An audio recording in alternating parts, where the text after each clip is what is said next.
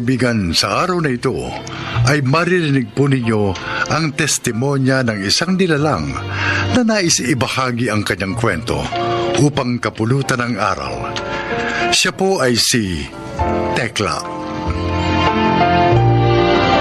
Aaminin ko nung una, isa akong taong mapagsamantala sa kapwa. Ang mahalaga lamang sa akin noon ay pera. At yun ay nakukuha ko sa pamamagitan ng aking negosyong karinderya. Pero dumating sa aking buhay ang mga problema dulot ng aking kasamaan at labis ko yung pinagsisisihan. Ito ang aking buhay.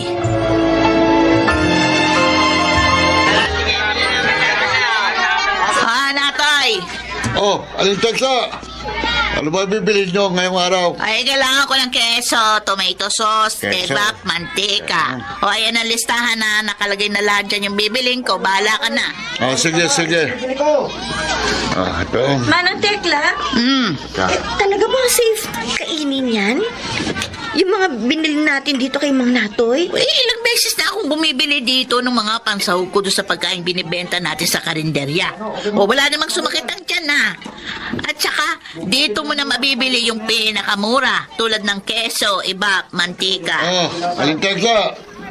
Ito nang lahat ang mga kailangan mo. Kailan ang expiration date ng mga ito? Yung mga keso, 2 linggo nang expired. Yung mga iba pa tomato sauce, ka-expired lang yan nung 1 linggo. Pero lahat ng yan, pwede pang kainin yan. Pwede pa. Pwede pa. Bakit walang label yung mga tinda nyo, Mang Natoy?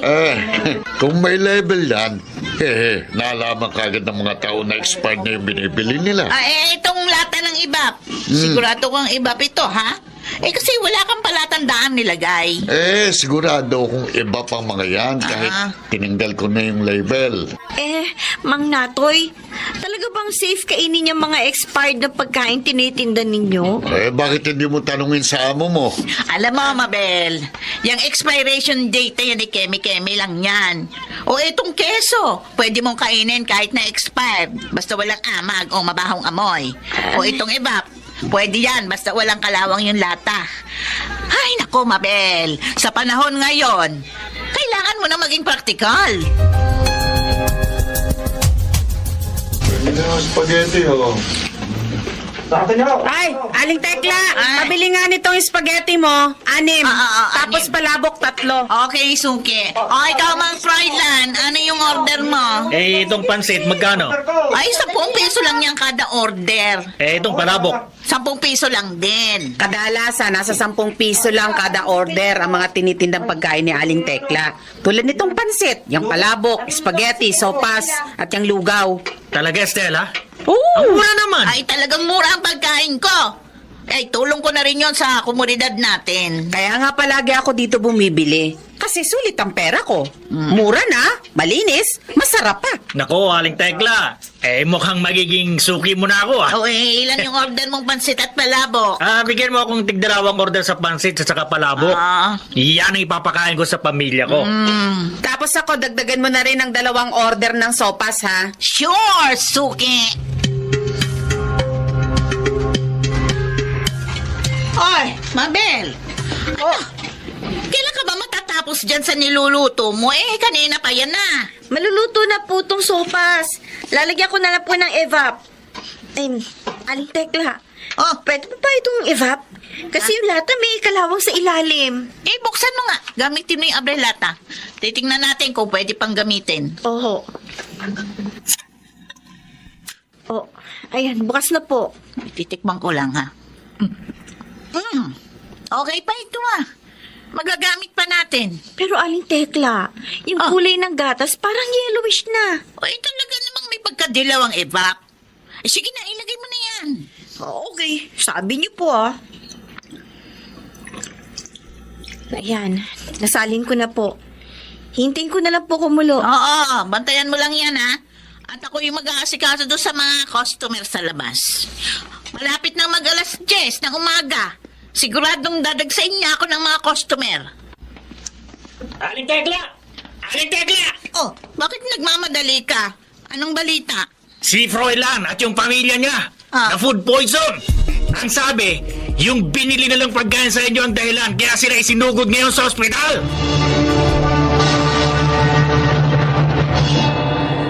Aling Tekla! Aling Tekla, buksan niyo itong pinto! Oh, Mabel, bakit? Parang takot na takot ka. Aling Tekla, nabalitaan niyo na ba? Marami nagsumbong sa barangay ng mga tao na food poison natin.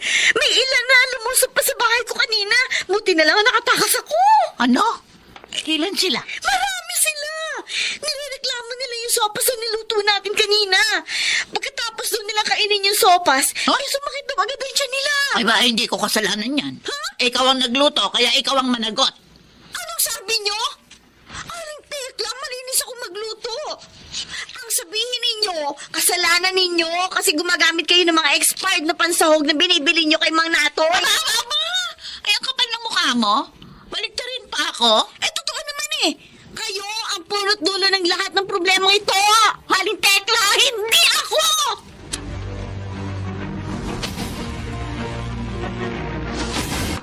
Hoy, Aling Tekla! Aling Tekla! Walang iya ka! Lumabas ka dyan! Aling Tekla! Bakit ba, Stella? Ano ba problema mo? Ikaw! Ikaw ang problema namin! Kaya pala mura yung mga paninda mo kasi galing sa expired yung mga ginagamit ng pansahog sa binibenta mo pagkain sa amin! Ay, anong pinagsasasabi mo dyan? Sumuko na si Mabel kanina. Inamin niya ang lahat na ikaw ang punot dulo ng food poisoning sa lugar natin! Kasinungalingan yan. Ano kasi nungalingan? Sinisirahan lang ako ni Mabel kasi palpak siyang magluto. Eh, siyang nakalason sa inyo, hindi ako. Ay, eto na pala mga pulis. Pulis. Tama pala ang dating namin, Aling Tekla. Ah? Iniimbitahan namin kayo ngayon sa presinto para imbestigahan ang nangyaring food poisoning kung saan sangkot ang karinderya nyo. Ikulong niyo ang babaeng yan! Walang konsensya!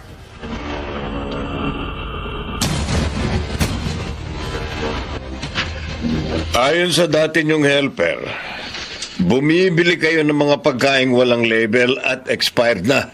At yun ang isinasahog ninyo sa mga tinda nyong pagkain tulad ng pansit, spaghetti o sopas. Opo, sir. Ba't nyo naman ginagawa yun? Alam nyo naman na pwedeng makasama sa kalusugan ang pagkain na expired. At bawal po sa ilalim ng batas ang pagtanggal o pagtamper ng label sa mga pagkain tulad ng keso at evap na binibili nyo kay alias Natoy. Eh, doon lang kasi ako nakakabili ng murang pansahog sa pagkain. Eh, kung bibili ako ng bago, mahal, maapektuhan ang negosyo ko. Mas uunahin nyo pa ba ang negosyo nyo kaysa sa kalusugan ng marami? Ay, hindi naman sa ganun. Pero, Patong-patong na kaso ang haharapin nyo. ha? At malaki din ang magagastos nyo dahil kailangan nyo magbayad ng danyos sa mga taong nalason at naagrabyado ng negosyo ninyo. Sarado na ang Teklas Karinderya dahil sa mga paglabag nito sa health and sanitation and food safety laws ng bansa. Buti nga sarado ng karendra yan. Manloloko yan si Tekla. Yan ang karma!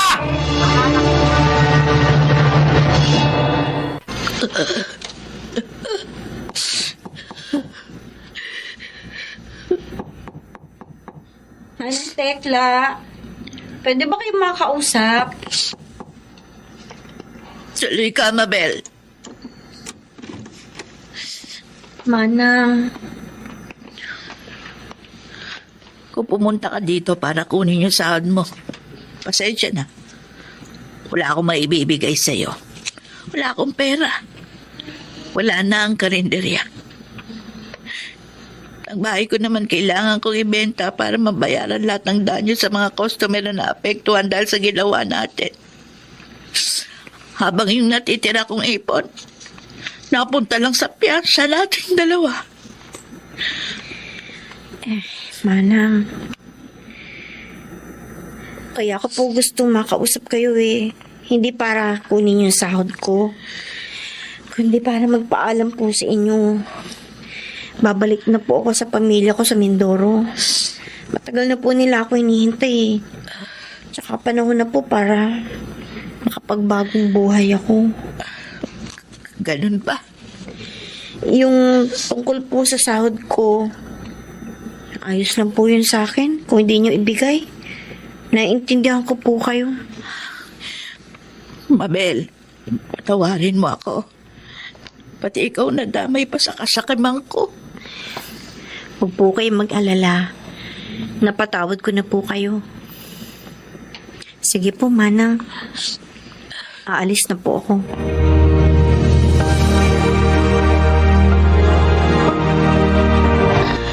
Totoo ang karma. Dahil sa ginawa kong masama sa kapwa ko. Unti-unting nawala sa akin ang mga naipundari ko. Ang karinderya. Ang mga naipon kong pera. Ngayon naman ang aking bahay. Ko pa taong grasa ngayon. Namamalimos para lang may makain. Tapos natutulog lang ako sa gilid ng kalsada. Nilalangaw. Walang gustong tumulong. Ano ba itong nagawa kong kasalanan? Ay, Diyos ko. Patawarin niyo na po ako. Pinagsisisihan ko na po ang mga nagawa kong kasalanan.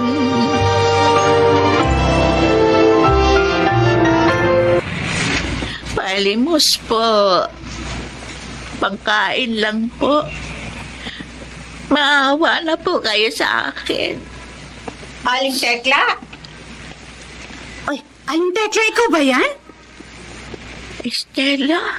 Oh, bakit kayo nagkaganyan? Kaya pala kayo biglang nawala sa barangay natin? Yung pala, nandito kayo, namamalimos? Nakarma na ako sa mga kasalanang nagawa ko sa inyo noon. Sana mapatawad mo ako, Estela. Kung isa ka sa naagrabyado ko noon. Wala na yun sa akin. Matagal ko na kayong pinatawad. Salamat. Uy, siya nga pala. Baka gusto niyong sumama sa akin sa simbahan. Doon, sa Immaculate Conception. Pwede na lang kayong matulungan sa sitwasyon niyo ngayon. Sige. Sasama ako sa iyo.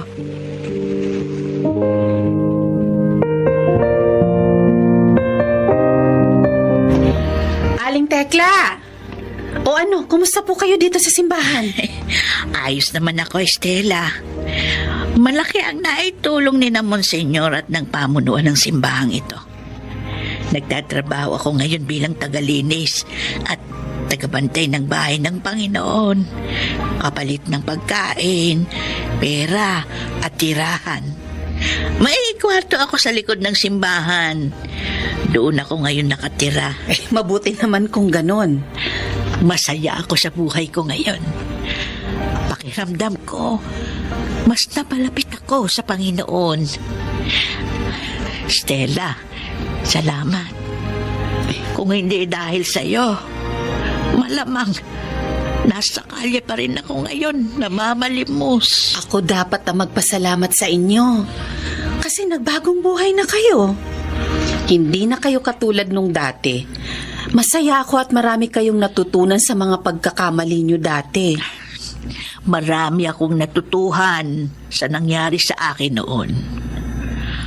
At isasabuhay ko ang lahat ng iyon hanggat ako'y humihinga.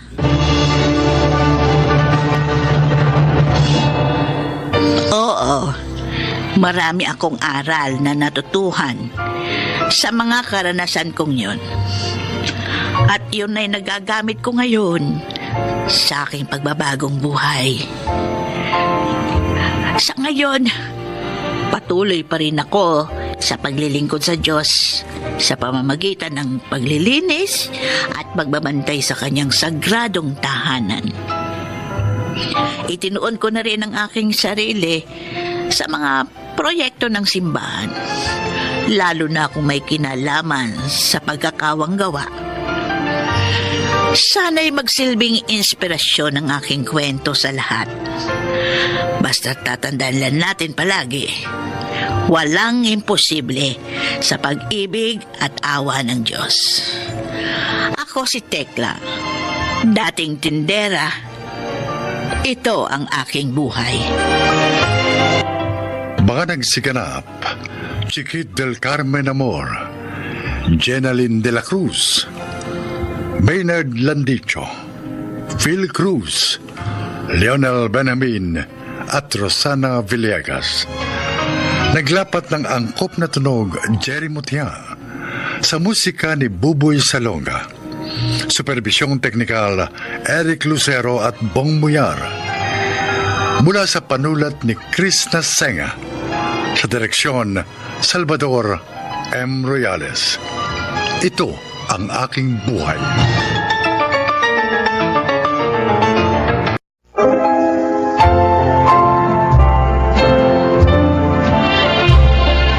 Magandang araw po mga giliw naming tagapakinig.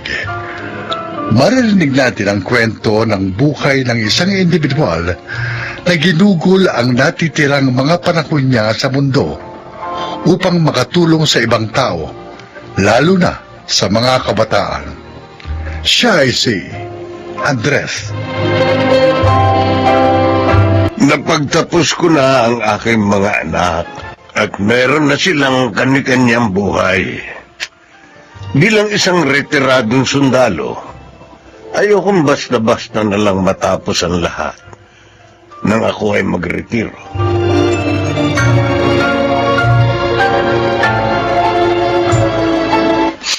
Sorry po, Lolo Andres. Sa totoo lang, labis akong nalulungkot sa nangyari sa iyo, Fatima. Pero wala na tayong magagawa. Nariyan na yan. Kailangan mong harapin yan.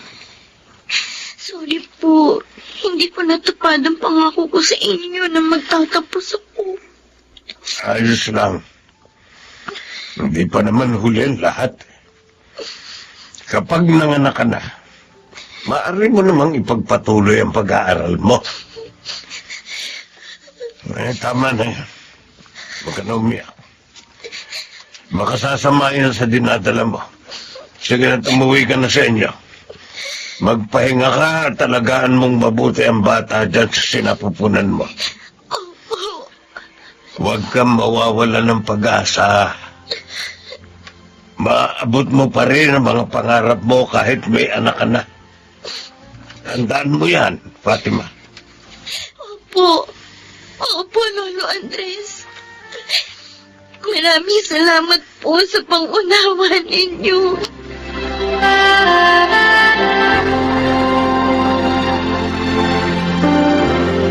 Ano? Hinahamon ko kayo! Kung matapang kayo, harapin niyo ako! Mukhang si RJ na naman ito. Lumabas kayo sa mga lunggarin niyo! Lasing na lasing. Ano? Mabuti pa ilabasin ko. Labas! Nasaan ba yung tsinelas ko? Huwag na pala kayo eh! Kala niyo ha? RJ! Ninong Andres. Gabing-gabi na at lasing na lasing ka na. Bakit hindi ka pa umuwi sa inyo? Eh, may umahamon sa akin dito eh. Kaya lang, ngayon dito na ako. Ayaw namang lumabas. Eh, mga duwag eh. Sasa, umuwi ka na. Matulog ka na. Ayoko. Hihintayin ko siyang lumabas para magkaalaman na kung sino talagang matapang. Matulog ka na. Umuwi ka na. Sige na. Sige na. Bakit ka ba eh? Alam? Halika na. Umuwi ka na. Iwan mo ako. Huwag mo sabi akong pakialaman.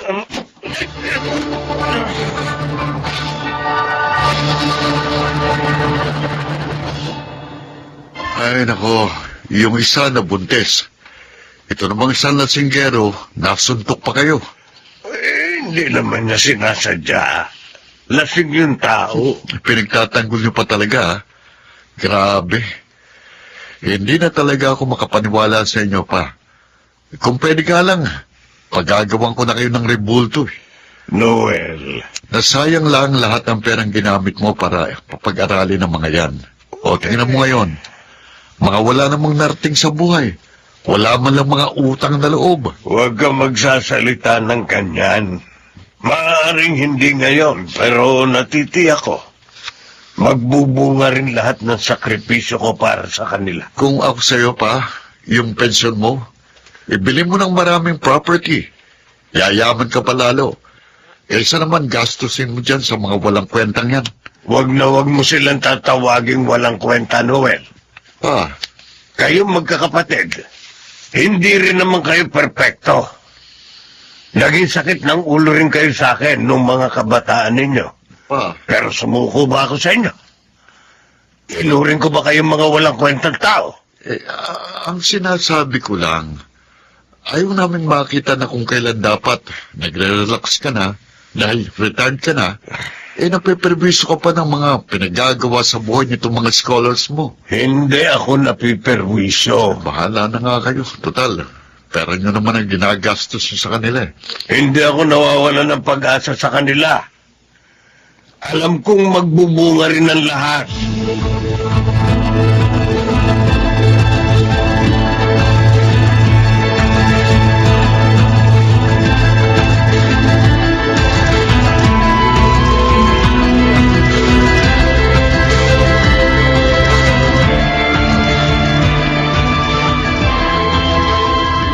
Oh, Yona, Oh. dalhin mo ito kay Lolo Andres mo.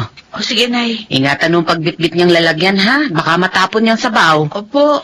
Sabihin mo, salamat kamot nakabayad ka na para sa semester na ito, ha? Opo, Nay. Alam ko na po sasabihin ko. O siya, sige na, sige Ay, na. Nay.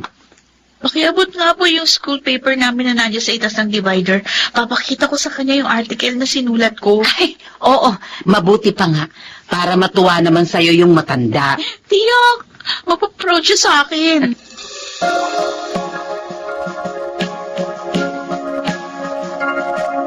Oh, napakagaling mo talagang bata, Yona. Ako na po ang editor-in-chief ng school publication namin, Lolo Andres. Ayos yan.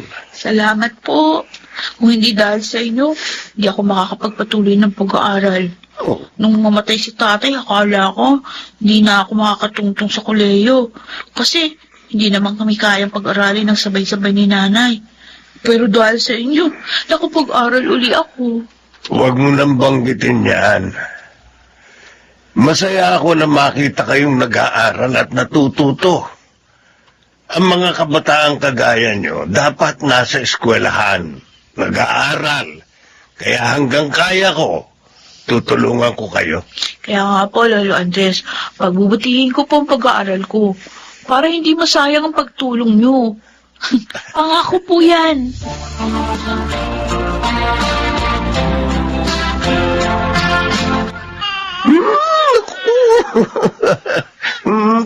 Nakakagigil ko. Tuwan-tuwa po sa inyo, anak ko. Ay, ang bilis lang ng panahon, ano? Oo nga po. Salamat po sa pagbisita niyo sa amin, Lolo Andres.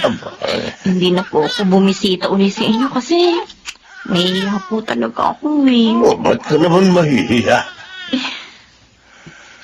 Kung gusto mo mag-aral uli, sabihin mo lang sa akin. Magtatrabaho po muna siguro ako para may panggastos kami ni baby. Sigurado ka. Opo. Pero maraming salamat po ha. Kung hindi niyo po ako tinulungan, siguro kahit high school, hindi ako nakagraduate. At least, 2 taon na lang po sa kolehiyo ang tatapusin ko. Kapag nakaipon ako ng konti, mag-aaral po ulit ako. Salamat po dahil ipinaunawa ninyo sa akin kung gaano kahalaga ang edukasyon. Oh. Pangako po, Lolo. Kung hindi man agad-agad, pero babalik po ako sa inyo na may daladalang diploma.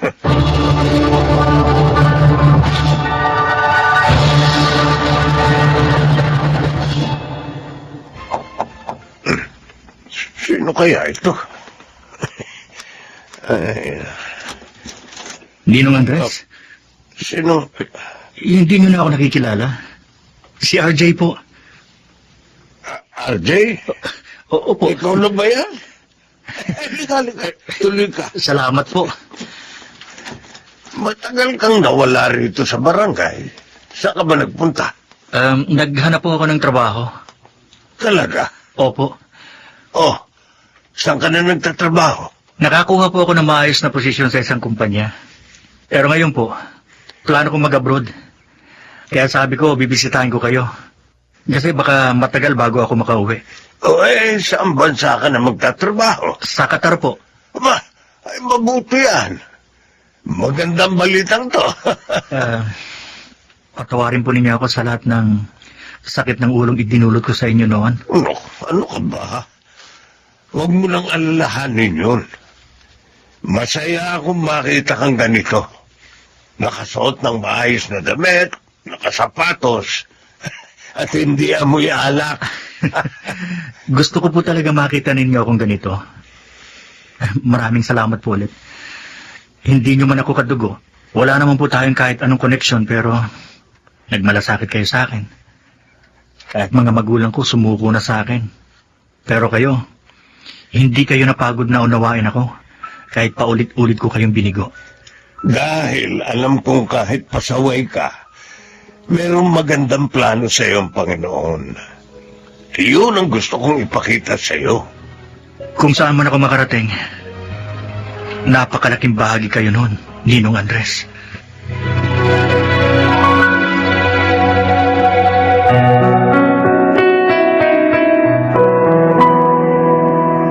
Pa, kanina pa kayo dyan sa salamin, ha?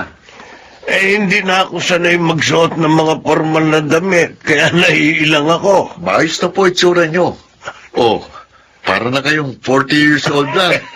Binola mo pa ako. Mukhang excited kayong dumalo sa performance ng scholar nyo, ha? Matagal na akong hindi nakapanonood ng teatro. Ngayon lang uli. Oh, sige ho, lumakad na kayo. At baka mahuli kayo. Ay, sige. Kayo lang bang magmamaneho ng sasakyan nyo? Pwede ko naman kayo ipag-drive. Ako na. May trabaho ka pa eh. Pa, naniniwala na ako ngayon sa sinasabi mo. Saan? Na darating ang panahon, magbubunga rin lahat ng sakripisyo nyo sa mga kabataang tinulungan nyo. Kaya nga masaya ako. Masaya akong makita silang unti-unting naaabot ang kanilang mga pangarap.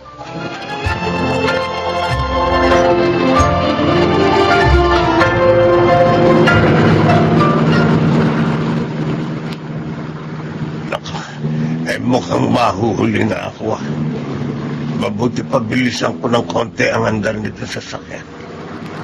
At dito ako dadaan sa may kabilang kalsada. Sa malapit dito ang ruta. Ay, teka. May makasalubong akong truck.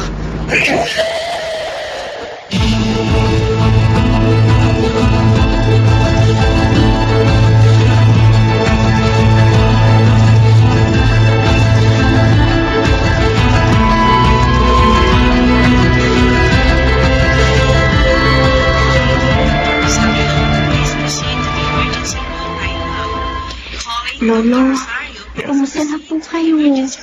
Naku, sorry po. Dahil sa akin, kaya kayo na aksidente. Ako akala ko patay na ako. Dalawa na lang mo sila ngayon. Kanina halos buong barangay ang gustong pumasok dito sa ward. Hindi naman siya naggrabe kaya huwag na kayong mag-alala. Salamat sa pagbisita, mga apo. Lolo Andres, magpagaling po kayo. Oo. At isa pa, yun huwag mong sisihin ang sarili mo sa nangyari. Lolo, may dala po akong prutas dito. Naku, salamat, Fatima. Magpalakas kayo para makalabas ka agad kayo ng ospital. Salamat sa pagbisita nyo, ha? Aalis na po kami. Bye, Lolo Andres. Bibisita na lang uli kami dito. Ay, sige. Salamat sa inyo, Sige po. Bye. Pa, Salamat sa Panginoon at hindi niya pa ako kinuha. Marami pa raw kayong tutulungan eh. Prinotektahan kayo ng Diyos kasi mabuting kalooban nyo, Papa. Ayaw ng Diyos na mamatay kayo sa ganong paraan.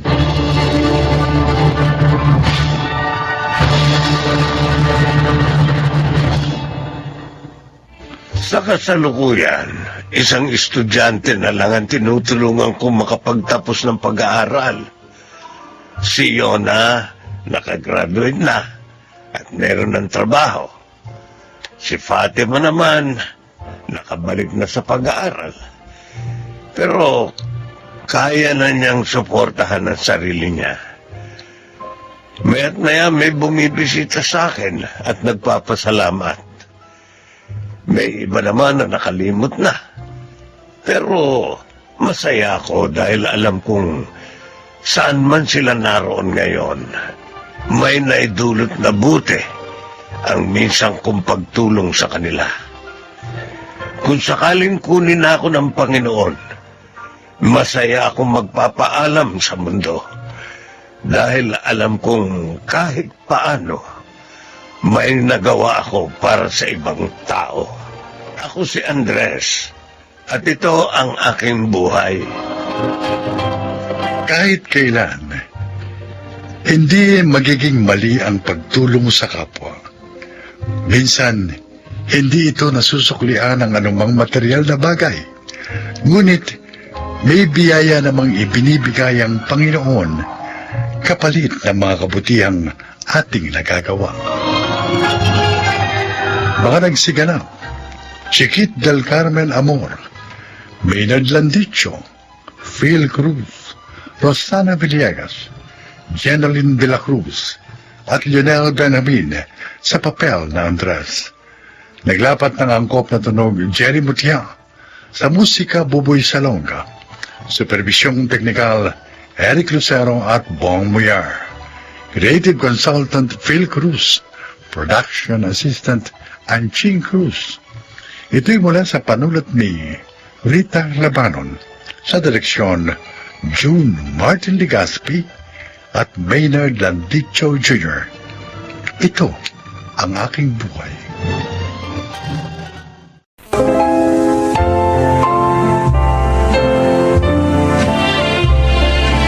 Magandang araw po mga giliw naming tagapakinig. Isa na namang kasaysayan ang inyong maririnig na kapupulutan ng aral sa buhay. Ito ay ang kasaysayan ni Rayster. 5 kaming magkakapatid. Naiwan kami ni Itay kay Inay nung siya mamatay. At dahil panganay ako, akong naging katuwang ni Inay sa pagtataguyod sa aking mga kapatid. Pakinggan po ninyo ang aking kwento. Talagang ipinakwadro mo pang diploma mo, Leslie, ha? Siyempre naman, kuya. Dahil proud ako eh. Kasi kahit mahirap lang tayo, natapos ko high school. Tama yan. At matataas din ang marka mo, anak. Tulad ng Kuya Rayster mo nung magtapos siya ng high school. Sayang nga lang, hindi na ako nakapag-college. Pwede na, kuya. Ha?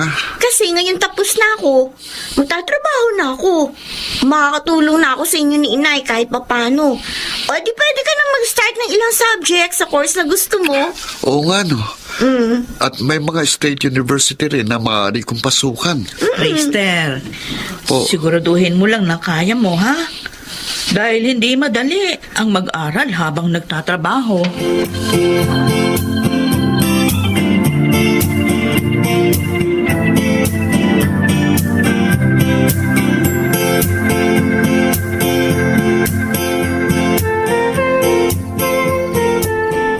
Balot! Balot! 7 balot na lang itong tinda ko. Mabuti naman, konti na lang. Sana may bumili na nito para makauwi na ako at makapagpahinga. Bukas naman, dadalhin ko kay Aling Esther ang order niyang mga itlog na maalat.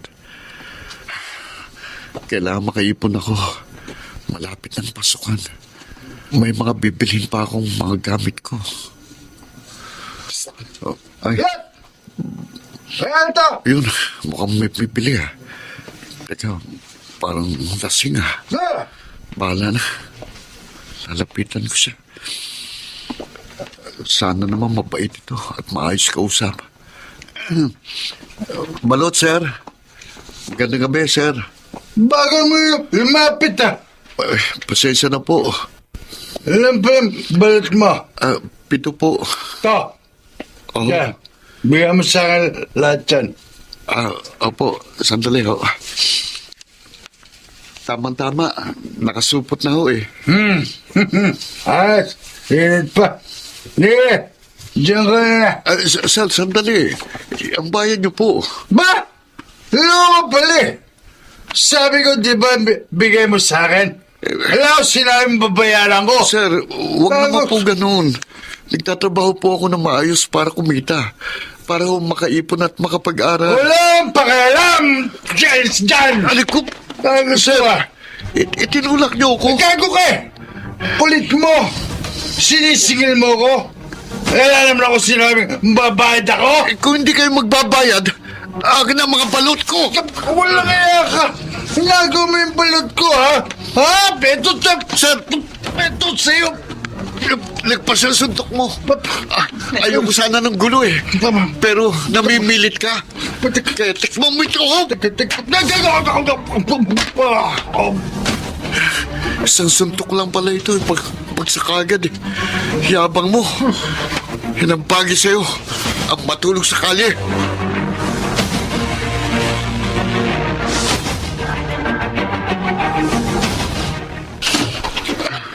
Rayster, anak. Oh. Napano yung mukha mo? Wala ho ito, Nay. Ha? Dahil lang ho sa isang lasenggo na gustong kunin ng walang bayad ang mga balot ko. Ano? Wala bang tumulong sa iyo? Wala pong tao sa lugar na eh. Pero hindi naman po niya nakuha ang mga balot. Lumaban po ako na suntukin niya ako. Kaya, ayun, naiwan ko po siyang tulog sa kalye. At nabili rin po ang lahat ng mga balot ko. Ako, Diyos ko. Salamat na lang at nakaligtas ka doon sa walang yang yun. Bakit naman kasi iinom maglalasing pagkatapos mamimirwisyo ng kapwa nila? Oo nga po eh. Mahirap na nga ang buhay. Pinabibigat pa nila. Anak, mabuti pa kaya eh. Iwan mo na yung pagtitinda ng balot. Oo. Tulungan mo na lang ako sa paghahangot pagtitinda ng mga isda. Doon ka na rin sa palengke magtinda ng mga itlog na maalat. Nag-aalala kasi ako. Baka sa susunod, madisgrasya ka na. Sige po, Nay. Tutulungan ko na lang po kayo.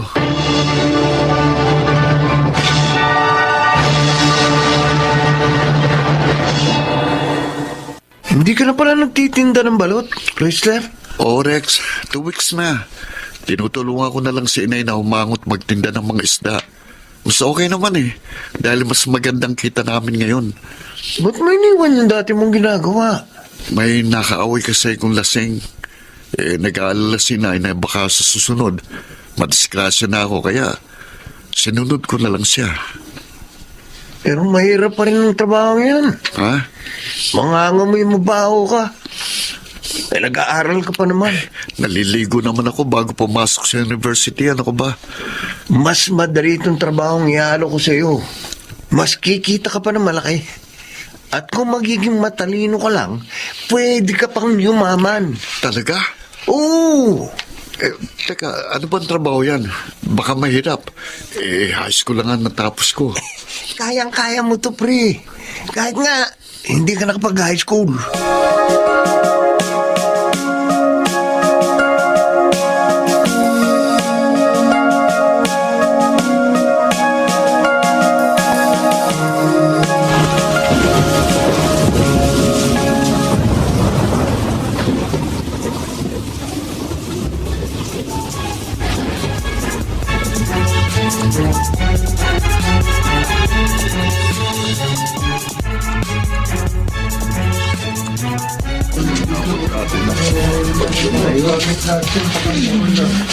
Halika na, Leslie.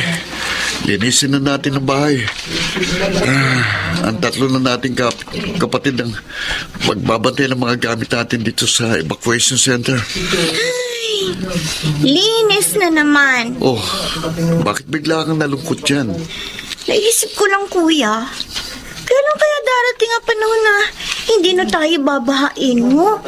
Yung hindi na tayo lilikas dito sa evacuation center? Pwede namang mangyari yun. Kung lilipat tayo sa mas mataas na lugar at mas maayos na bahay. Yun nga lang, mahal ang upa. Ngayon, hindi pa natin kaya yun.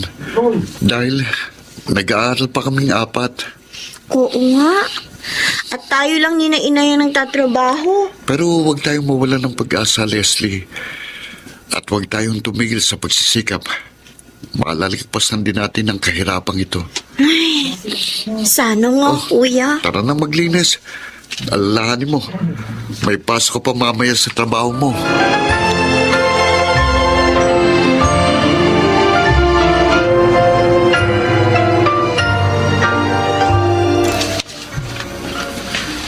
Oh, Mister, ba't ikaw ang nagdala ng mga order naming isda, ha?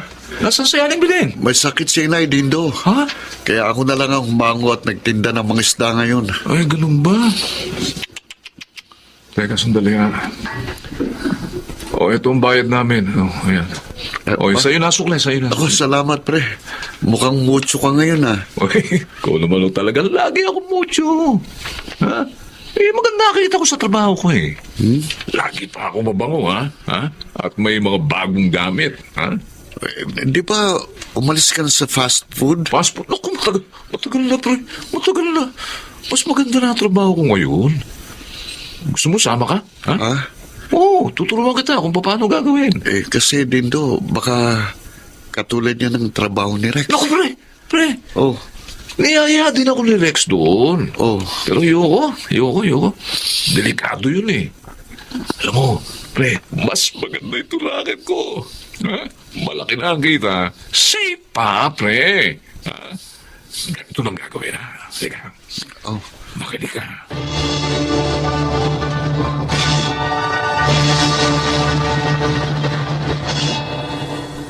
Anak, may problema ka ba? Oh. Kasi ilang araw ko nang napapansin. Matamlay ka. Wala po, Nay. Okay naman pong pag-aaral ko. Kahit na nga mahirap dahil nagtatrabaho ko. Baka naman masama ang pakiramdam mo. May sakit ka. Ay, opo, Nay. May masakit po talaga kay kuya. Ano? Ano yun? Ang puso niya. Nabasted po kasi siya ni Jenny. Yung maganda at may kaya na nakatira dun sa 3rd Street. Bakit ka naman nabasted, anak? Ayaw daw po niyang magkaroon ng mahirap na boyfriend dahil hindi maibibigay ang gusto niya. Naku, materyosa naman palang babaeng yun. Sabi ko nga rin po yan kay kuya eh. At saka hindi siya nakapanghihinayang na mawala. Dahil lalo ka lang masasaktan at magkakaproblema kung yung magiging nobya mo, ganon. Alam ko naman po yun, kaya nga sinisikap ko ng kalimutan siya eh. Hindi ko lang akalain na ganun pala ugali niya. Ay, huwag naman sanang makaapekto sa iyong pagsisikap ang naging kabiguan mo, anak. Marami pa namang babae. At kapag naabot mo na ang iyong mga pangarap, higit pa sa Jenny na yun, ang matatagpo. Ay, Belen! Eri yung bayad ko sa isdang dala mo, oh. Salamat ho, Aling Esther. Hindi mo yata kasama sa racer ngayon. Ay, may practice ho sila para sa graduation. Aba, ay kagaling naman ng anak mo, ano ha? Patatapos na pala siya ng kolehiyo. Awa po ng Diyos. Si Leslie ko naman sa call center na nagtatrabaho ngayon. Alam mo, Belen, Ho. ay, mapalad ka sa mga anak mo kahit maaga kang nabalo. Dahil mababait, masisipag at walang bisyo yung mga anak mo. Determinado silang maabot ang kanilang pangarap. Lalo na si racer mo. Totoo po yun. Oh, mabuti na lang. Hindi naging katulad ni Rex Racer. Bay kung nagkataong hindi siya nakalayo sa binatang ngayon. Baka nakakulong din ngayon ang anak mo. Ha? Nakakulong ho si Rex? Bakit ho? Nagbebenta pala siya ng mga party drugs. Tulad nung ecstasy, ano yun? Ecstasy raw. Nahuli. Oh, ayun. Kulong ang abot niya. Ay, talagang tama ang anak ko sa hindi pagsama sa kanya.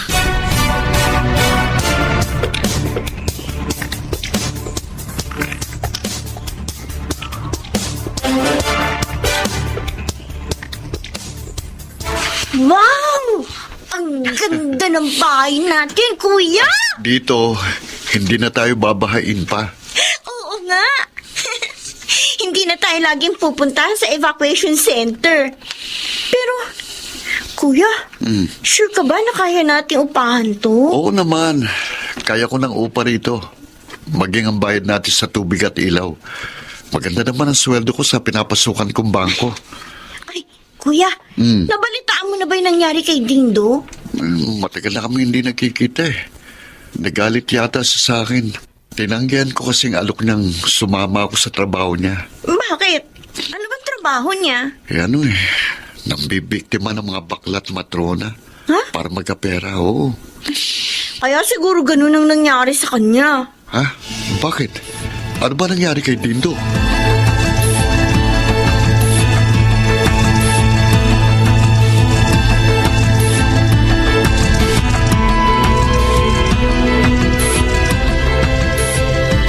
Dindo, pare, hindi ko akalaing ganyan kalalang nangyari sa'yo. Binugbog ako lang. Anak lang matrolang sugar mami ko, Lester.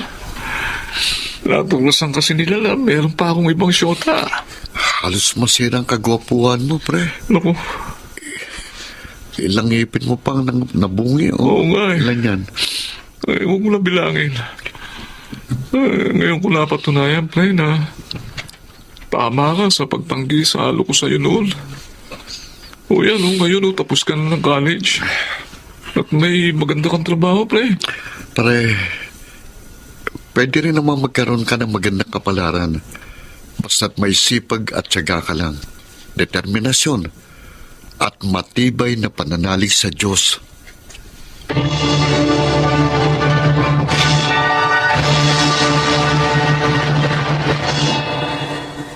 Nakalaya na nga kami sa kahirapan at may maganda na rin akong nobya ngayon.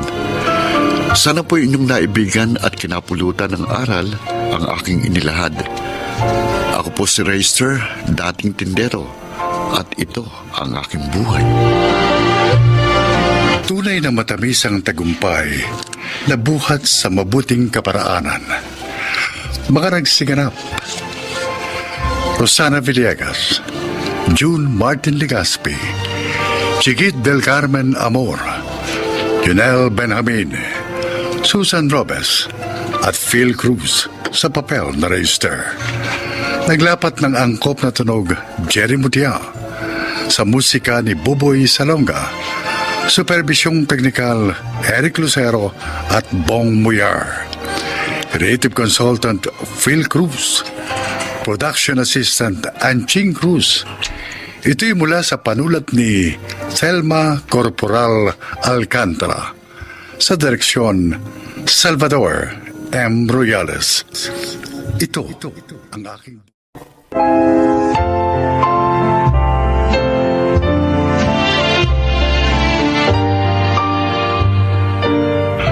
Mga kaibigan, sa araw na ito ay maririnig po ninyo ang testimonya ng isang nilalang na nais ibahagi ang kanyang kwento upang kapulutan ng aral. Siya po ay si Cora.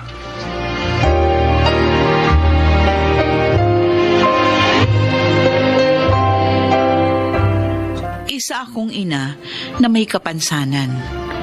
Nasunog ang aking balat sa isang aksidente. Kaya simula noon, nahirapan na akong buhayin ang aking mga anak. Nakatira kami sa ilalim ng tulay at umaasa sa mga tira-tirang pagkain para mabuhay.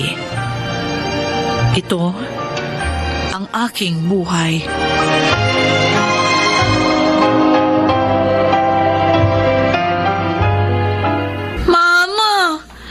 Kanina pa po tayo naghihintay dito. Gutom na ako. Angel, konting tiis na lang ha. Mamaya, may lalabas siya sa kainan para magtapon ng basura. Abangan natin yun dahil sigurado mga pagkain ng laman nun. Mama! Ayun o! May lumabas na po! At may dalang plastic na itim! Itinapon po niya sa basura, no? Tara mga anak, puntahan na natin. Tara na. Ma! Nakuha ko na po yung plastic na itim! Akin na, Mitoy. Bubuksan ko. Titingnan ko kung ano-ano yung mga laman. Ito po. Ay, mga anak, may pagkain na tayo. Mukhang masasarap. Pwede na po ba akong kumain? Ay, naku, Angel, hindi pa. Pipiliin ko muna kung ano yung mga pwede pang kainin dito. Tapos lulutuin ko ulit para mamatay yung mga mikrobyo. O tara mga anak, umuwi na tayo sa ating barong-barong para makakain na tayong tatlo.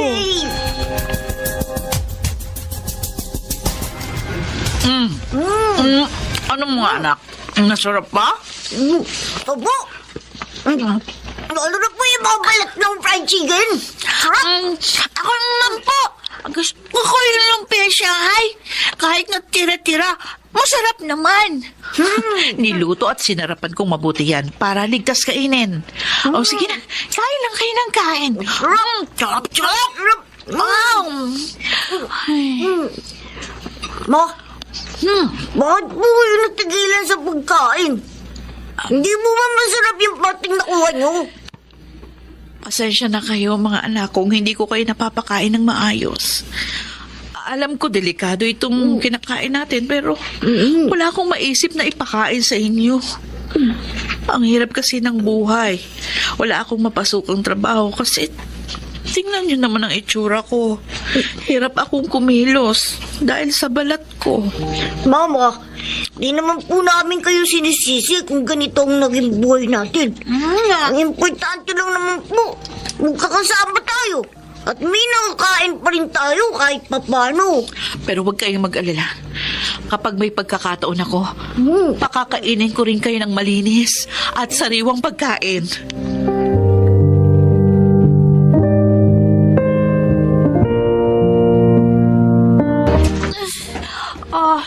Ang sakit ng tiyan ko.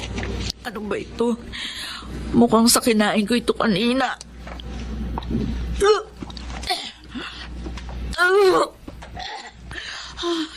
Buti na lang, hindi sumakit ang tiyan ng mga anak ko. Mama, bakit gising pa po kayo?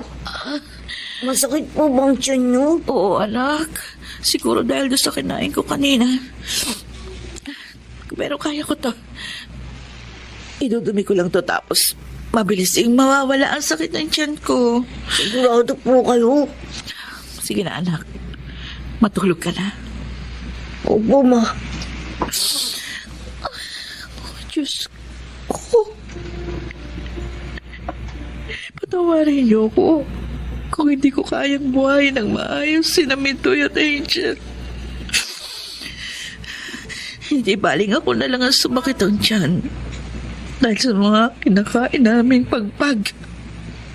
Basta wag lang sila. Hindi ko kakayanin kapag may nangyaring masama sa aking mga anak. Ma, nagugutom na po si Angel. Sandali lang mga anak. Iniisa-isa ko pa itong nakuha kong pagpag kanina. Mitoy, ito, tingnan mo, oh. Ayan, Oh? mukhang hindi po naggalaw yung pagkain na yan. Mga karne ng baboy ang karamihan sa nakuha natin. Pag napili ko ng lahat, tsaka ako magluluto ng adobo. Oh, Tamang-tama.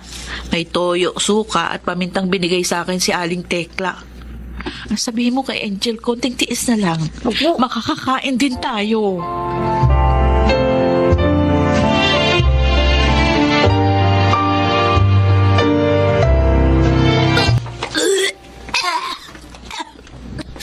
Angel? Oh, Diyos ko! Ano nangyayari sa'yo? Ang sakit po ng tiyan ko, Mama. Tulungan niyo po ako. Mitoy! Mitoy, halika, dali! Bakit po? Ang kapatid mo! Sumasakit ang tiyan. Tulungan mo akong kargahin. Hihingi tayo ng tulong. Opo.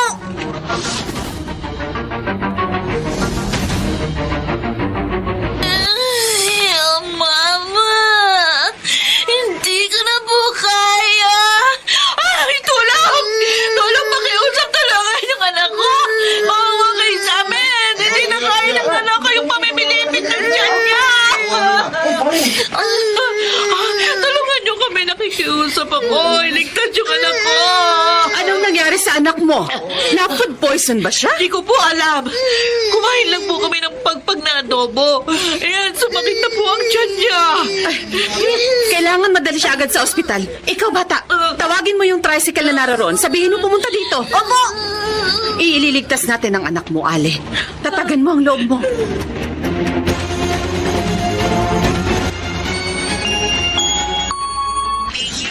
Doktor, kumusta na po ang lagay ng anak ko? Ligtas ng bata. Tama kayo. Sumakit ang tiyan niya dahil sa kinain niyang pagpag. Mrs., hindi po talaga safe kainin ng mga pagkain nang galing sa basura dahil contaminated na ito ng mga mikrobyo na pwedeng magdulot ng sakit sa sino mang kakain nito. Wala po kasi kung mapapakain sa mga anak ko. Mahirap lang po kami. Wala pong trabaho. Hindi po ako matanggap dahil sa itsura ko. Kaya pagpag lang po ang kaya kong ibigay sa kanila. Ganun ba? Opo. Pasalamat tayo sa Diyos dahil naagapan ang sakit ng anak mo. Dahil kung tumagal pa yan, pwede niya yung ikamatay. Ay, sige, Mrs. May asikasuhin pa akong ibang pasyente, no? Maiiwan ko na po kayo. Salamat po, Doktor. Opo. Salamat po, iniligtas yung anak ko. Anong sabi ng doktor? Ligtas na daw po ang anak ko. Naku, maraming salamat sa inyo. Tinulungan niyo akong madala si Angel sa ospital. Ano po palang pangalan nyo? Cora po. Ako si Mrs. Cruz. Nagtatrabaho ako bilang social worker sa DSWD. Huwag kang mag-alala sa babayaran dahil ako na ang sasagot ng bills. Ako na rin ang bahala sa mga gamot ng anak mo. Ano ko, Mrs. Cruz? Malaking bagay po itong ginawa niyo para sa amin. Ilalapit ko rin sa DSWD ang mga anak mo. Baka meron silang maitulong sa inyo.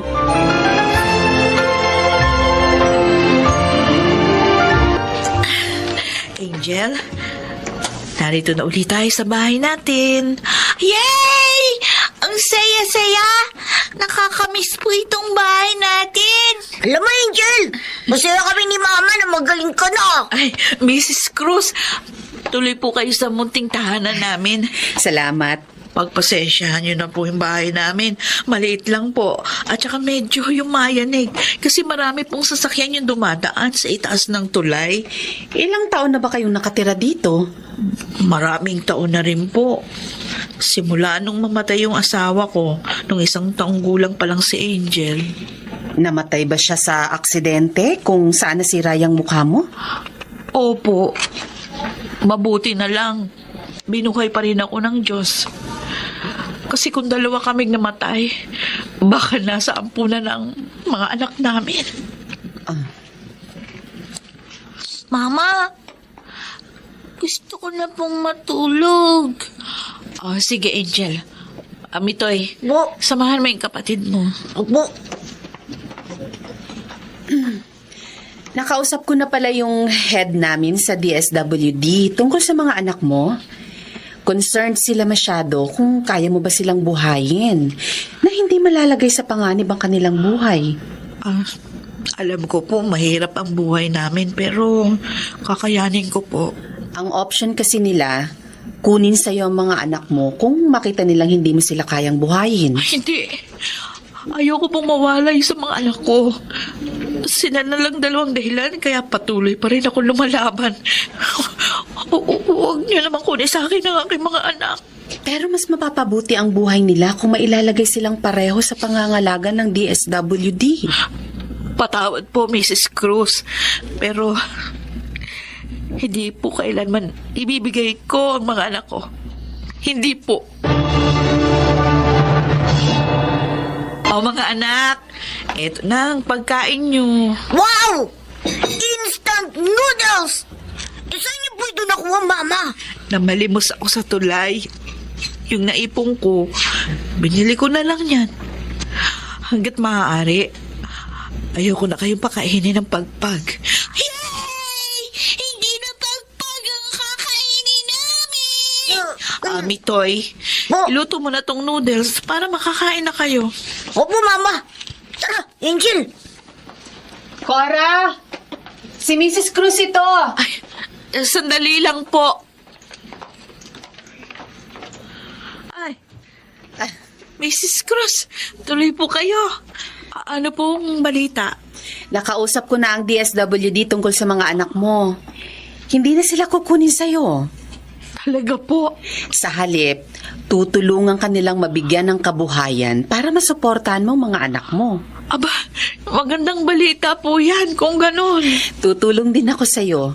Bukod sa ibibigay sa'yo ng aming ahensya, dadagdagan ko ang puhunan mo para makapagsimula kayo ng panibagong buhay. Ay, Ang hiling lang namin, sana mapalago mo ng maayos ang ibibigay namin sa'yo para maging maayos na ang buhay ninyo ni na Mitoy at Angel. huwag po kayong mag-alala. Pinapangako ko sa inyo, palalaguin ko ang anumang ibibigay niyo sa akin. Maraming salamat. Tatanawin naming malaking utang na loob sa inyo ito. Good luck, Cora.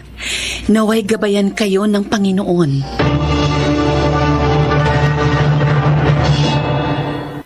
Napapalago ko ng maayos ang puhunang binigay nila sa akin. At sa ngayon, hindi na kami kumakain ng pagpag. Nabigyan din kami ng gobyerno ng pabahay at hindi na rin kami nakatira ngayon sa ilalim ng tulay.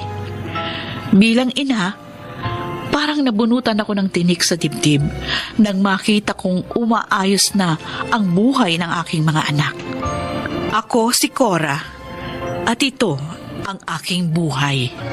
Mga nagsiganap: Rosana Villegas, Chiquit del Carmen Amor, Phil Cruz, Maynard Landicho, Jenaline de la Cruz, at Lionel Benjamin.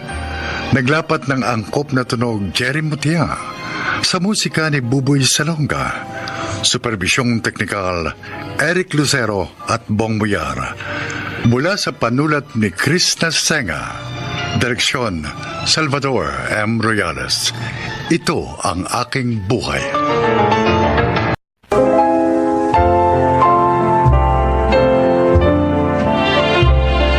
Magandang araw po sa inyo mga kaibigan. Mapapakinggan natin ang testimonya ng isang binatang binsan ay binansagang salot ng lipunan. Siya ay si Goyong. Lumaki ako sa pamilyang isang kahig, isang tuka. Dahil may katamaran din. Sa halip na magtapos sa pag-aaral, mas ginusto ko pang tumambay na lang. Ngunit nainip ako sa buhay tambay, kaya naghanap ako ng mapagkakaabalahan. Kaya naman kung hindi nagsusugal o nagsasabong, madalas akong nakikitang nakikipag-inuman o kaya naman nakikipagrambulan. Akala ko habang buhay na akong ganun. Ngunit may plot twist na naganap. Goyong, pwede ka na lumabas. Tapos ng reglementary period. Mamaya na, Sarento. Dito na ako manananghalian sa presinto. Mukhang masarap ang ulam niyo. Pambihira. Ginagawa mo na yata ang hotel itong selda rito sa Station 3. Sisihin mo yung mga kabarangay namin. Hindi nagsasawang ireklamo ako, di pa huli sa inyo. Tapos hindi naman tinutuloy ang pagsasampa ng kaso. Sila pa pala ang may kasalanan eh. Ikaw itong mahilig maghamon ng suntukan tuwing nalalasing. Itong pinakahuli, binato mo pa ang bahay ng mismong kapitan ninyo. Alam mo kasi, Sarento, naiinis ako doon sa kapitan namin na yun eh. Ang tamad. Hindi man lang may paayos yung basketball court namin na nasira ng bagyo eh. Wala tuloy kaming mapaglibangan kapag walang sabong. Ilang taong ka na ba, Goyong?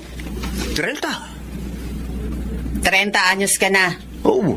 Tapos hanggang ngayon, libangan lang ang inaabot ng isip mo. Uy, ano naman ang aasahan mo sa kagaya kung hindi nakapagtapos, Sarento?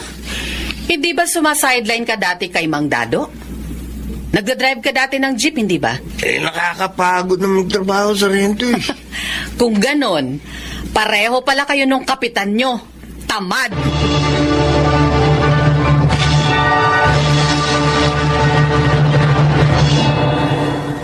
Oh, Tinay, saan ka ba galing? Nagsimba po. Bago na palang parish priest natin dito. Mukhang matanda na pero parang very cool ah. Simba ka ng simba eh. Wala namang nangyayari sa buhay natin. Hindi naman sinasagot ng Diyos yung mga panalangin mo. Linggo pa man din ni Nay. Pwede ba? Huwag na kayo maglitanya. Ay, anong gusto mong gawin ko? Manahimik. Pagod na ako sa buhay natin ganito. Ang tatay mo araw-araw lasing. Ang Kuya Goyong mo. Teka, asan ka ba itong si Goyong? Parang 2 araw ko nang hindi nakikita. I'm home! O yan na, hinahanap ninyo. Saan ka na naman ang galing, Goyong? Ha? Arin ako. Ano ba? Ba't kayo nangahampas? Saan ka nang galing? Saan pa? Eh di sa presinto. Tarantado Hindi nga. na naman yan nagpapalipas ng magdamag eh. Tiyaran! O yan, may take out pa ako. Adobong manok. Pinabaunan ako ni Sarento. Kaya na imbis na magdadaldal na naman kayo dyan, buti pa kumain na tayo. Ha?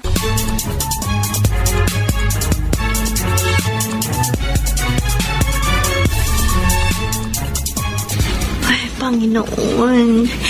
Kailan mo ba babaguhin ang kapalaran ng pamilya namin? Pagod na rin ako sa ganitong buhay. Isa pa, nakikiusap pa ako sa inyo, Diyos ko. Baguhin mo na ang Kuya Goyong ko. Natatakot na ako. Baka isang araw, hindi na siya sa presinto mapunta, kundi sa... Inay! Si Inay? Inay! Oh, Nay, bakit po? Ang Kuya Goyong mo! Ang Kuya Goyong mo! Bakit? Ano po nangyari kay Kuya Goyong?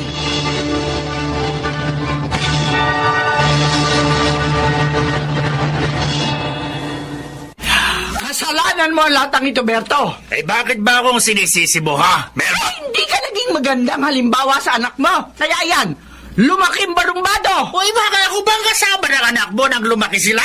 Ha? Ikaw nag-aalaga sa mga bata noon pa dahil nagtatrabaho ako. Tapos ngayon, ibabalik mo sa akin ang sisi. Sa iyo natutunan ni Goyong yung iba't ibang bisyo. Uy, tigilan mo na nga ako, Melba.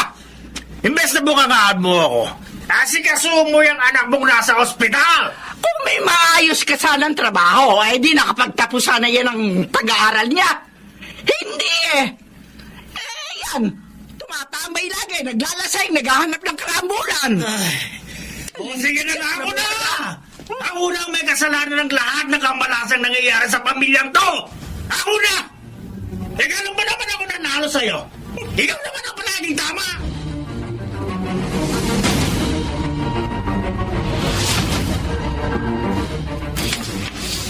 Oh, saan ka na naman pupunta, Kuya? Di pa naghihilom yung sugat mo sa kilay mo tapos nangingitim pa yung paligid ng kaliwa mong mata, oh. Nabubulong na ako rito sa bahay. Kuya, muntik nang himatayin si nanay na makita kang duguan. Akala niya nabasag na yung bungo mo. Ang drama nyo. Oh, Kuya Goyong, sabi ko umalis eh. Kuya! Hoy! Pahala ka na! Tigas ang ulo mo!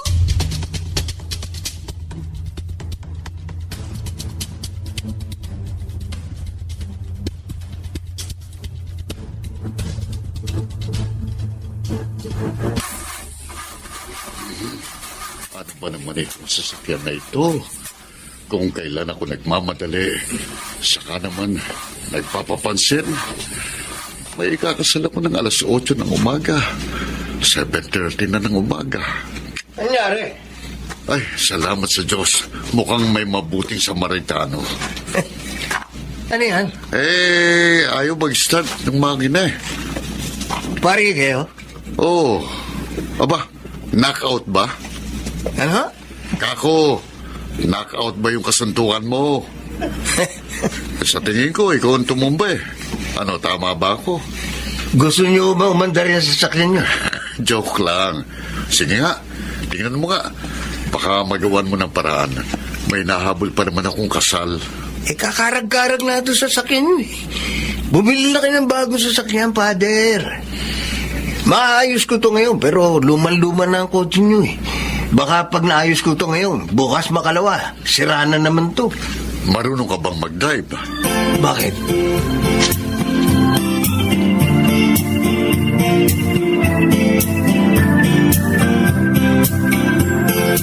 Goyong, ikaw ba yan? Wow! Ayos ang forma mo, kuya. Ayos ba? Uniforme mo ba yan? Oo, tay. Ipinatahi ako ni Father Bon.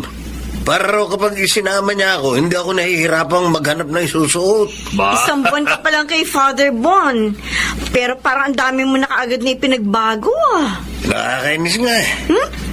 Minsan kasi gusto kong uminom. Kaya lang hindi ako pwedeng basta-basta umalis akong bento. O hindi yung mompo na lang ang inumin mo. Tay! Ay, nako, tay. Bago mo pa naisip, nagawa ko na. Ano?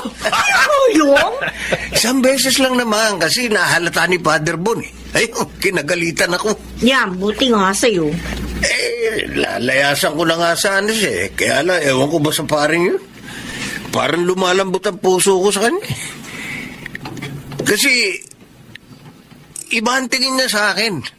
Iba ang pagtingin niya. Hindi gaya ng pagtingin ng karamihan sa akin na salot ng lipunan.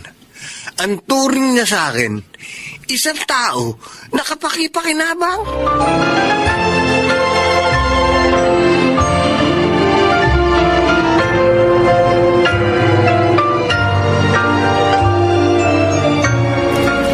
Magandang umaga po, Father. Melba, napasyal ka. Ay, may dala po ako sa inyo. Ba, ano ito?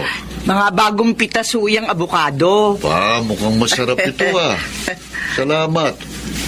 Si Goyong nasa kabilang opisina. May tinuturo ang mga kabataan. May activity kasi kami sa susunod na linggo. Magaling din palang magsayaw ang anak mo. Magsasayaw sila ng may kanta sa simbahan. Kaya siyang nagtuturo. Ay, nasilip ko nga po kanina. Father Bon, maraming salamat po.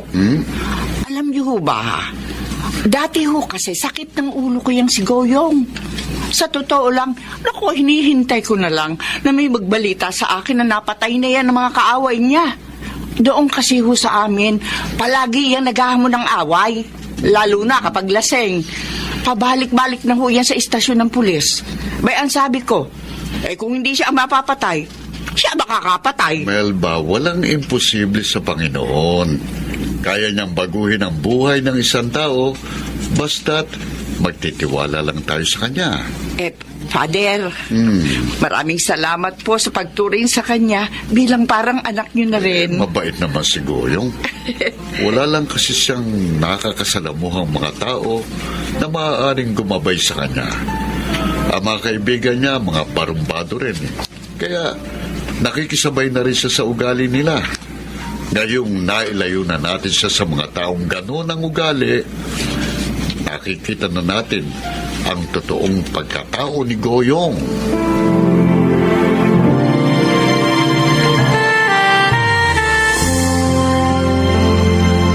Ay, ano ba yan? Ay, naku, ang tanda-tanda ko na, Goyong, para magbasa yan. O isa pa, wala akong salamin. Hindi ko na mababasa ang malilit na letra gan. Nakakuha na naman kayo ng palusot eh. O sige, pagdating ng sweldo ko, Ano? ipagagawa ko kayo ng salamin sa mata. Ha? Para lang makapagbasa kayo ng Biblia. Ay, naku, wag na. Gagastos ka pa eh. Huwag ka na kasing kumontra, tay. Uy, naku, isa ka pa. Tinay, sama mo nga ito si tatay itong linggo kapag nagsisimba ka. Ay, oo, kuya. Sige. Tay, Oh, alam ko, corny itong sasabihin ko para sa inyo. ano yun? Pero, alam nyo, masarap pala ang buhay kapag malapit ka sa Diyos. Minsan, akala natin, wala na tayong pag-asa. Wala na tayong mararating sa buhay. Pero kapag isinuko mo pala ang buhay mo sa Diyos, pati mga problema mo, unti-unti mong makikita ang pagbabago.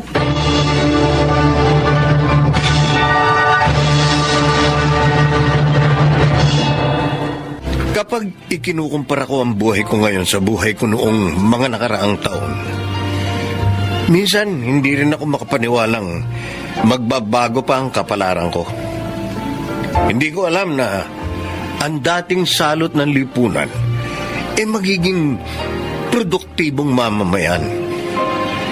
May papel pala talagang ginagampanan ang ating environment sa ating pagkatao. Dahil palaging mga barmbado ang kasama ko noon. Kaya ganun na rin ako. Pero nang nakilala ko si Father Bon at ang iba pang mga naglilingkod sa simbahan, nag-iba na rin ang ugali ko. Higit sa lahat, nakilala ko ang Diyos. Ako si Goyong at ito ang aking buhay.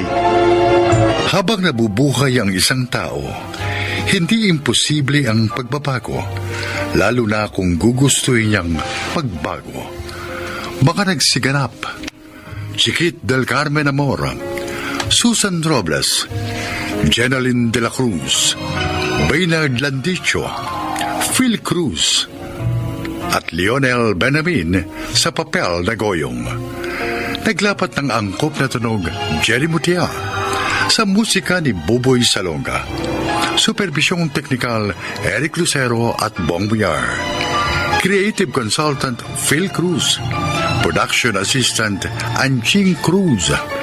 Sumulat ng ating kasaysayan Rita Labanon. Sa direksyon Salvador M. Rioles. Ito ang aking buhay.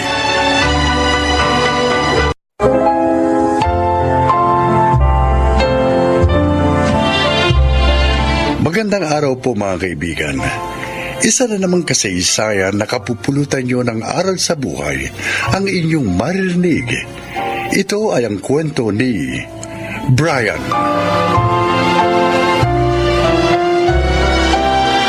Panganay ako sa amin ni Lorna. 20 anyos lang ako noon nang pumanaw si Itay. Makaraang ilang buwan, nagkasakit si Inay at nasunog ang aming bahay. Kaya naman upang mabuhay, napilitan akong kumapit sa patalim. Nalabis ko naman pinagsisihan. Kaya lahat ay ginawa ko upang mabago ang buhay ko.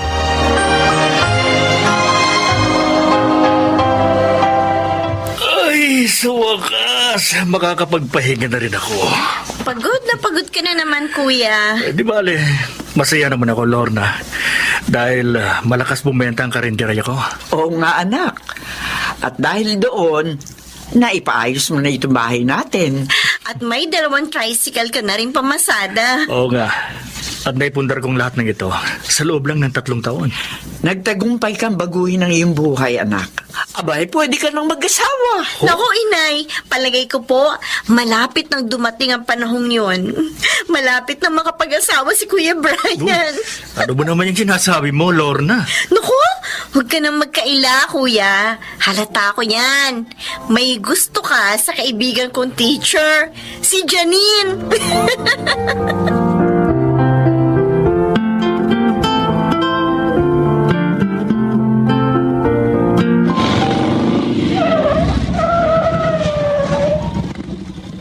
Oh, nandito na tayo sa inyo, Janine. Oo nga. Ay, salamat. Hindi ako gaanong napagod dahil nakuha kong service sa pamimili ko tong tricycle mo. Basta kailangan mo, sabihin mo lang. Oy, siya nga pala. Sino nag-aasikaso sa karinderya mo pag wala ka? Eh, kaya na ng 4 na kasama ko yun. Sabagay. 5 nga pala kayo doon. Malakas kasi. Kaya kailangan ko talaga ng katulong. Magbubukas nga rin ako ng pangalawa kong karinderya. Oh, talaga? Oo. Wow, ang galing mo naman. Palibasa, masarap ka kasi magluto Pinagbubuti ko lang ang negosyo ko. Ito lang kasi ang alam kong trabaho. Dahil wala naman ako natapos na kurso. Kahit naman hindi ka nakatapos ng pag-aaral, naiayos mo ang buhay nyo. Nakakatuwa nga eh. Ay, ano ba yan? Daldal ako ng daldal. Di pa pala ako bayad. Ay, teka. Eto pala yung bayad ko. Sige na. Okay na. Okay na yun. Nakakaya naman, Brian. Okay lang. Ilang beses mo na akong hindi pinagbabayad. Okay lang, walang problema. Kaibigan ka naman ng kapatid ko eh. Ganon? Kaya kaibigan din ang turing mo sa akin? Ganon ba? Oo, ganun na nga. Ay siya, halika. Tumuloy ka muna nang makapag-juice ka man lang. Ha? Sige na. Ito man lang may ganti ko sa madalas mong paghatid sa akin ng libre.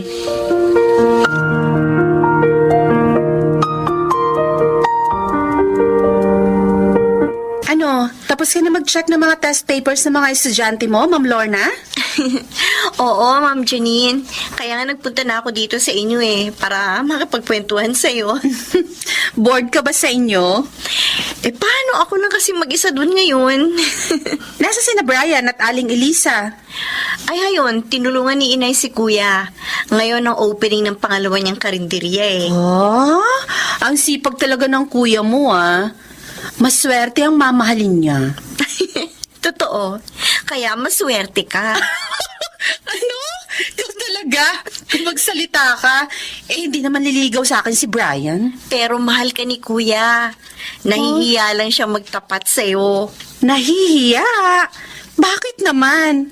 Baka raw kasi hindi mo siya tanggapin kapag nalaman mo ang lahat. Ang alin yun, Lorna? Ang madilim na nakaraan ng kuya ko.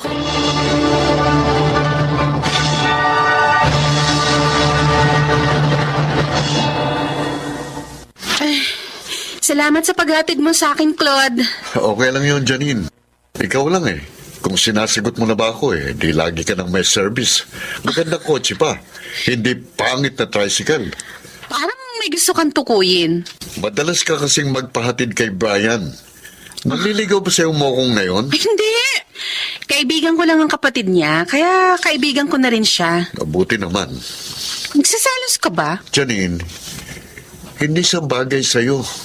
Isa kang high school teacher at may kaya sa buhay. Samantalang siya, may negosyo nga. Patakbuhin karinderya lang naman. Sobra ka namang manlait. Malinis na hanap buhay yun. Akong bagay sa'yo. Dahil pareho tayong titulado at may kaya sa buhay. At saka marami ka pang hindi alam kay Brian. Na kapag nalaman mo, ikahiya mo siya. At least siya, naiayos niyang buhay niya. At hindi niya tinatapakan ng iba para lang maiangat ng sarili niya. Janine. Pasensya ka na, Claude. Biglang sumama ang pakiramdam ko Pwede ba? Umalis ka na.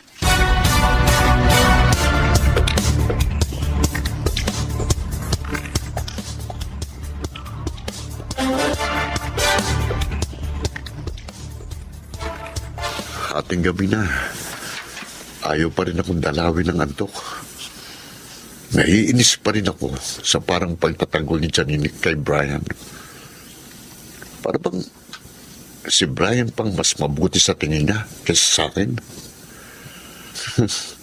Ang mabahong putik na lalaking yun. Tatalunin ba yata ako kay Janine? Hindi. Hindi maaari yun. Hindi ako papayag.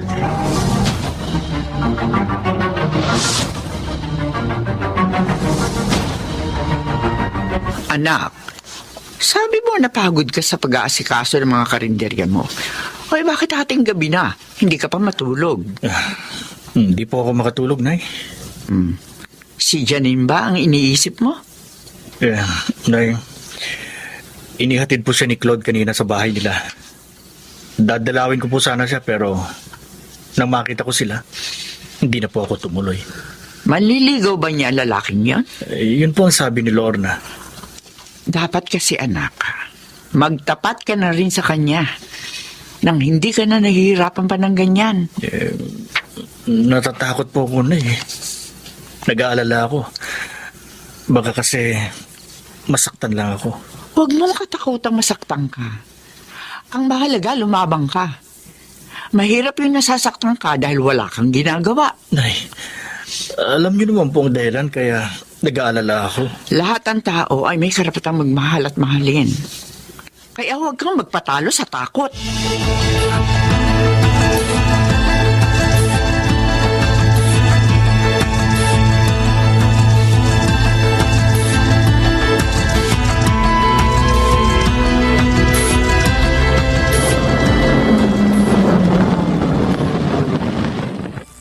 Hi, Janine. Ikaw pala, Claude.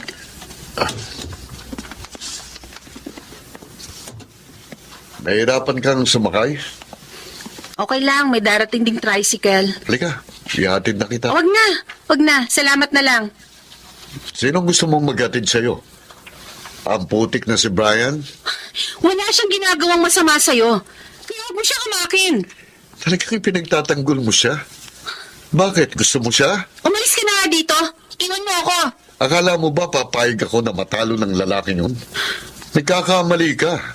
Halika, halika. Rico, bitiwan mong braso ko. Oo, kapag nakasakay ka na sa kotse ko. Hindi ako sasama sa'yo. Ayoko. Bitiwan mo sabi ako eh. Hoy!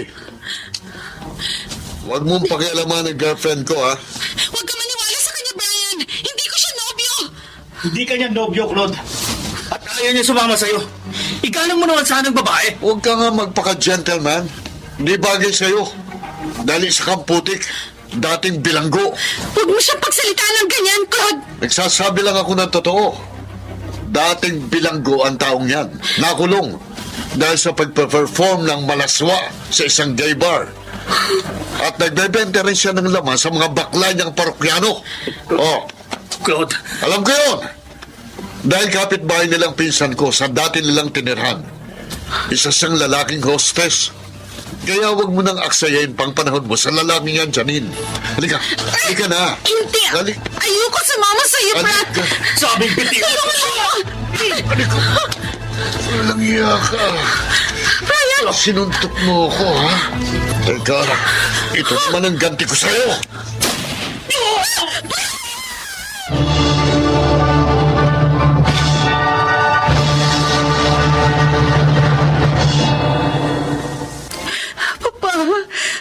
Papa, iniligtas ako ni Brian. Oh, Kung hindi siya dumating, malamang natangay na ako ng Claude na yon. wawa naman siya. Ay, kumusta na siya ngayon, anak? Ay, ginagamot pa po siya ng mga doktor. Pero nasa ospital na po sina Aling Elisa at Lorna. Papa, ayoko mawala si Brian. Ayoko. Sa nakikita ko sa'yo, mukhang talagang mahal mo siya. Opo, Papa. Pero hindi pa siya nanliligaw, hindi ba? Mahal po niya ako. Alam ko yun. Nahihiya lang siyang magtapat dahil sa nakaraan niya. Eh, kung ano man ang naging pagkakamali niya noon, naniniwala ako na napatawad na siya ng Diyos. Katunayan, maayos ang kanyang buhay. Salamat, Papa. Salamat sa pagtanggap sa kanya. Maraming salamat.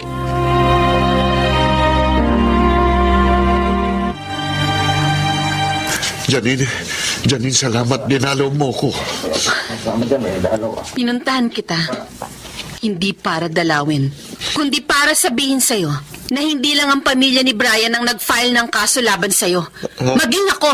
Janine, patawarin mo na ako. Nagawa ko lang yung sa labis na pagmamahal ko sa'yo. Masahol ka pa sa bilanggo, Claude. Pinagtangkaan mo ng masama ang iyong kapwa. Kaya dapat lang na magtusa ka.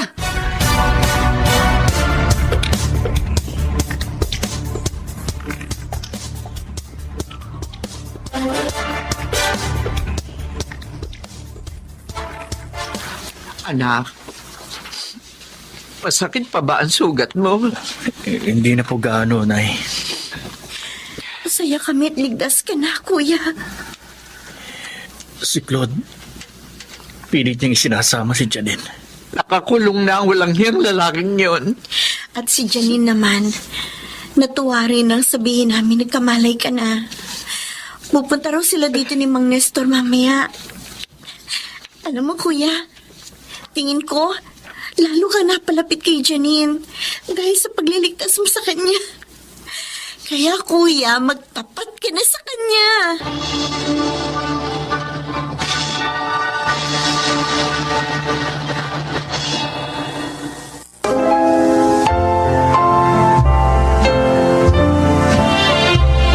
Kasal na kami ni Janine ngayon at may isa ng anak.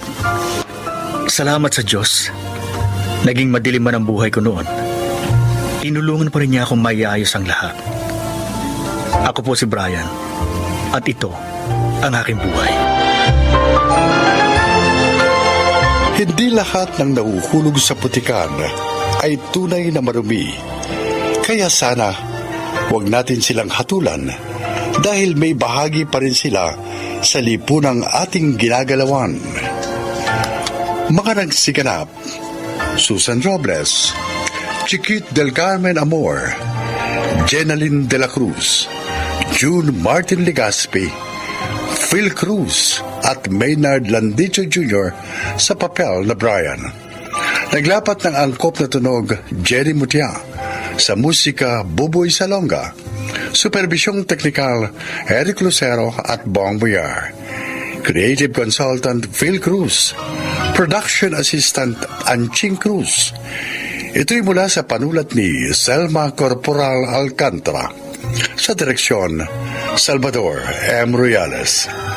Ito ang aking buhay.